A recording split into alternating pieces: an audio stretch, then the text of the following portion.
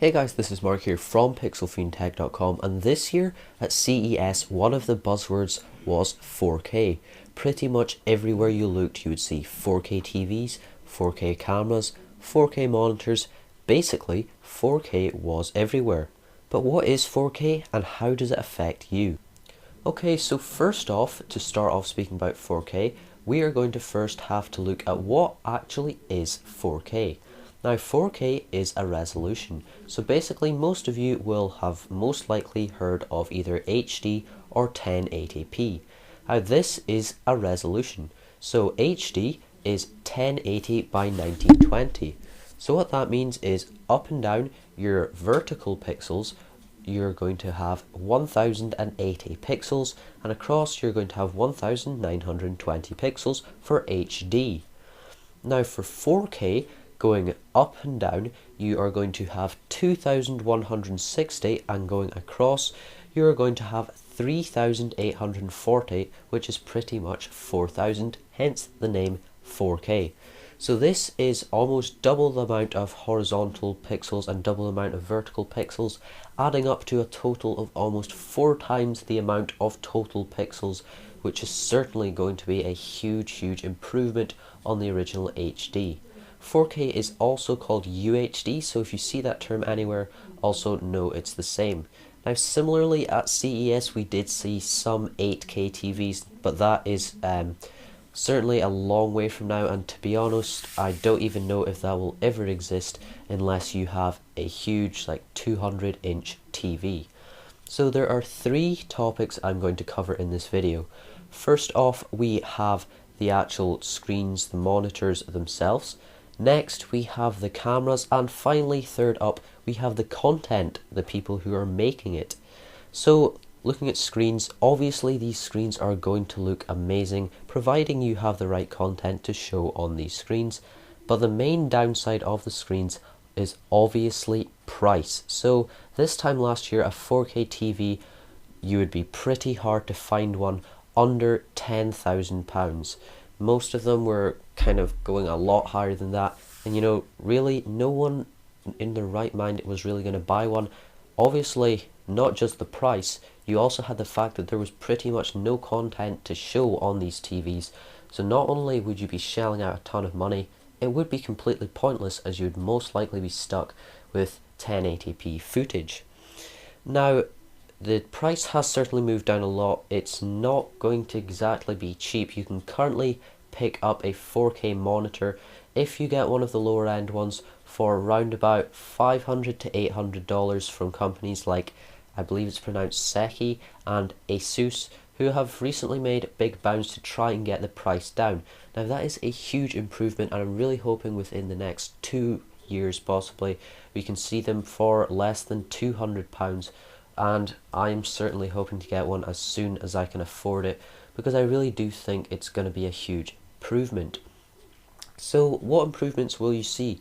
Well, basically on these screens, if you've ever looked closely at a computer monitor or a TV, you've most likely been able to see the pixels. Some even you can see when you're sitting further away if it is a lower resolution. Now 4K TVs, you're not going to be able to see pixels. Even if you go right close up, it's going to be extremely hard to make out those pixels as they're going to be so small. You're going to get just brilliant quality on everything, your text, your pictures, everything you see on these screens should look amazing. Now, yep, price is going to be pretty ridiculous, and hopefully soon we will see more 4K content. Possibly TV shows will start coming out in 4K, so you have that option to upgrade if you want to. Okay, so now I'm going to move on to my second topic, which is the cameras that you'll be using to film the 4K. So currently there are a few options out. We have 2 from Sony, I think 1 or 2 from Canon, and a few from Panasonic, but really it's nowhere near as common as 1080p cameras, and again, similar with the TVs, the prices are going to be extremely high. So for Canon, who has probably some of the most popular 4K cameras, we have the C500 and the 1DC. Now these cameras are both over 10 grand. That is right, 10 grand, and that is for the camera. Never mind fancy cinema lenses, because to be honest, if you're buying a 4K camera, you're going to need a fairly sturdy tripod. You're probably going to want something like a slider, a dolly, a video monopod. You're going to want lighting, you're going to want microphones, you're going to want lenses. So to be fairly honest, throw all that in with a professional video editor, it's going to set you back quite a lot of money, possibly over 20,000, which certainly is not in most people's price ranges. Now, Sony at CES did release the most affordable 4K camera that we really have seen so far, which comes in for about $2,000.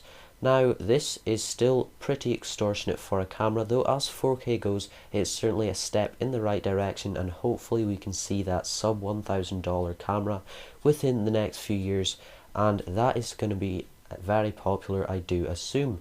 Now, I know what a lot of you are thinking, that actually the Galaxy Note 3 shoots in 4K.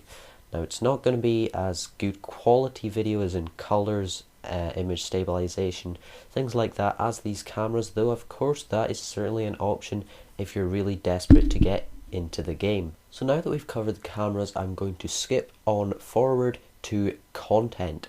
Now, I personally watch, I believe, one person on YouTube that puts out 4K videos, and it is certainly very uncommon. Not many other people do it, but YouTube is the place where I've probably seen the most of it. So this Mr. Tybox123, who's a very popular tech YouTuber who makes similar videos to myself, uploads in 4K using the Canon 1DC.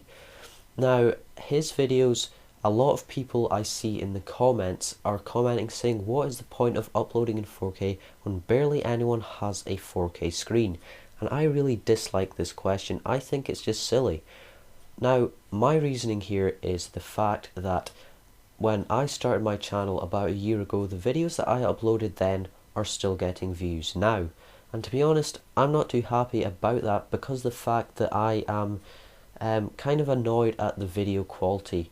I didn't have quite as good a setup as I do now, and to be honest, I'm sure when I look back on these videos in a year's time, I'll probably think that they look fairly terrible.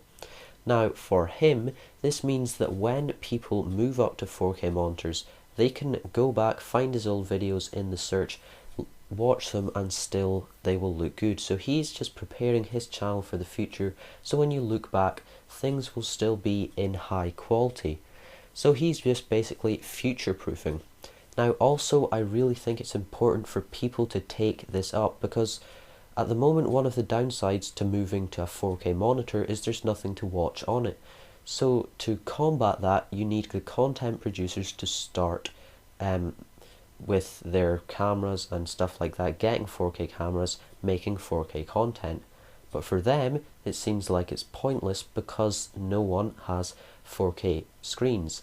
So the first thing, obviously, to kick this off is going to be the prices coming down and just people generally picking it up. But I do think within a year or so, 4K will be fairly common, and we will see it in most households maybe in 2 to 3 years time, or slightly further down the line depending on how things go.